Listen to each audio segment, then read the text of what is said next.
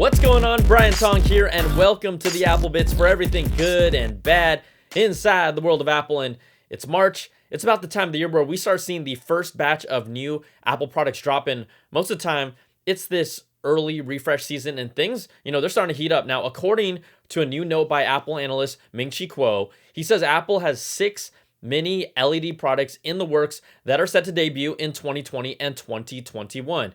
Mini LED displays, they offer the same benefits of OLED with deep blacks, a higher brightness and contrast ratio, but they're also thinner displays for thinner products that are just more power efficient.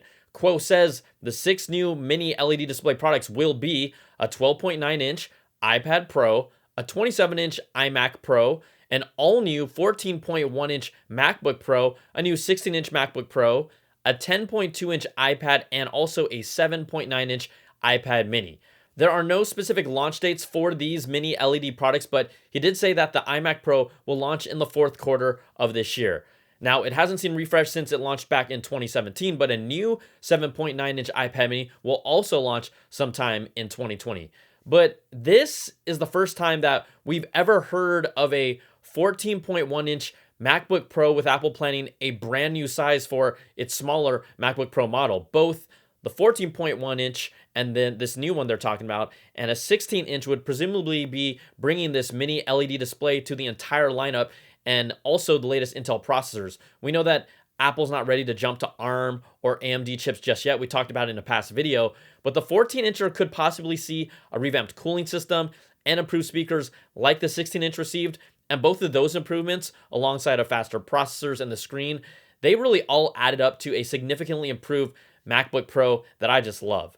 Now, DigiTimes is also reporting that a 12.9-inch iPad Pro and multiple Apple notebooks with mini LED displays will be released by the end of this year, supporting Kuo's claims.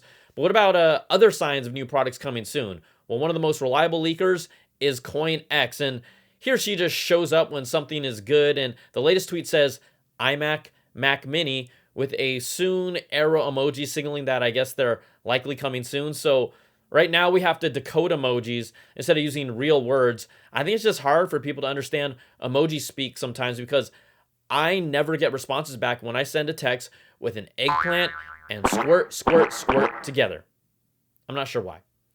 Now, the last iMac speed bump refresh was in March last year with 8-core 9th gen Intel processors and then Radeon Pro Vega graphics for more power, but the last time it brought a new design was in 2012. It's time for a new design already. Let's, at the very least, maybe start with getting rid of some of that bezel, please. Now, the last Mac Mini refresh was in October of 2018, where it got a new space gray color and then some real power on the internals, but no major changes after 4 years. And after they did that, it was the most expensive Mac Mini to date with a starting price of $799. So quite honestly, it's been pretty quiet for rumor leaks with the 2020 iMac and Mac Mini, and I wouldn't be surprised if they just rolled out speed bumps again, but we're still expecting some kind of late March Apple announcement. Now, Bloomberg's Mark Gurman reports that iPad Pro inventory is low and in limited availability in major cities like Los Angeles, Australia, and across Europe. That's according to Gurman, and he speculates that the supply constraints could be maybe a sign of coronavirus's impact on the Apple supply chain, or more likely, shortages this widespread are probably due to new iPad Pro models coming soon.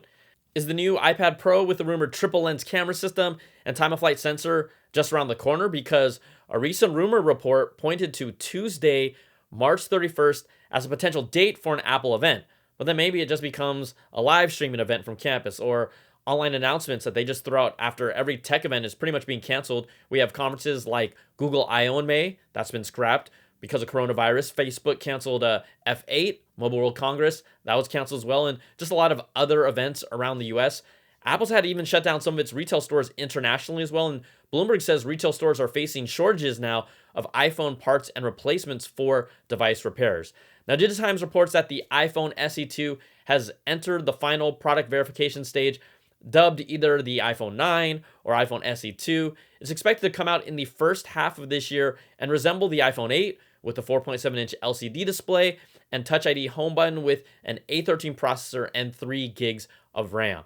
But many Apple suppliers were shut down for multiple weeks in February due to coronavirus and even extending ship times for some build-to-order Macs. Now, the shutdowns and really future uncertainty could also affect the production and timing of the iPhone SE 2 or the 2020 iPhone, there has been no word of any official delays yet.